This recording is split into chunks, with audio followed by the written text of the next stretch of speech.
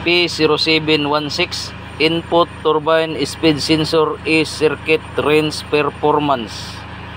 P0731 first gear incorrect ratio. P0735 fifth gear incorrect ratio. P0819 upshift and downshift switch to transmission range correlation. Ayan. So mag-stack up ito sa fourth gear, sabi na may-ari. So testing natin dito sa Tiptronics.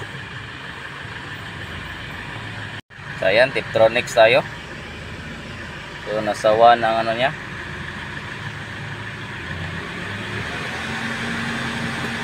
Second gear,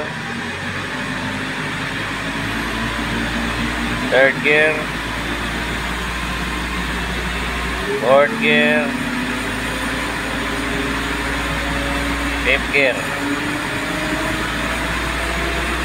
Ayan, kompleto. So nagbaba naman siya.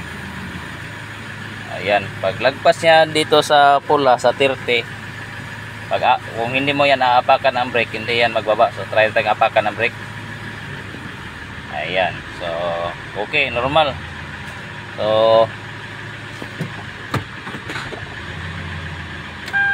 ang i-check natin dito ay loose contact ng harness sa inhibitor switch. Testing natin ang doon, cleaning lang natin, baka nagkaroon lang ng loose contact. Ayan.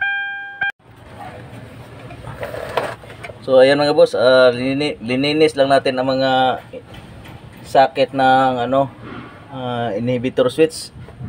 So papunta dito sa loob yung mga harness ng transmission. So dito napunta yung mga langis kasi leaking sa niya, wheel pan. So hindi natin na video kanina, so kaunti na lang yung ITF na na-drain natin. So dapat nito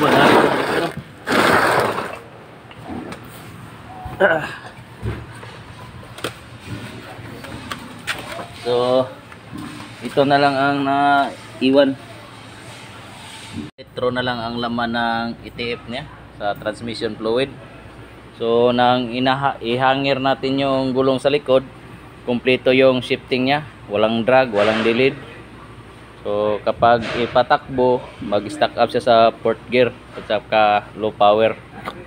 So i-road test natin ito pagkatapos na natin na tubila ng ITF mga 5 litro. Ayan, testing natin mamaya. Tapos na natin na refill ng ITF. So road test natin.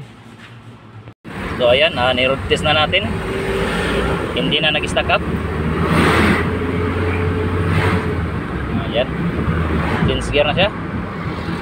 So problem solved. Pwede nang ipakuha kagad sa may-ari.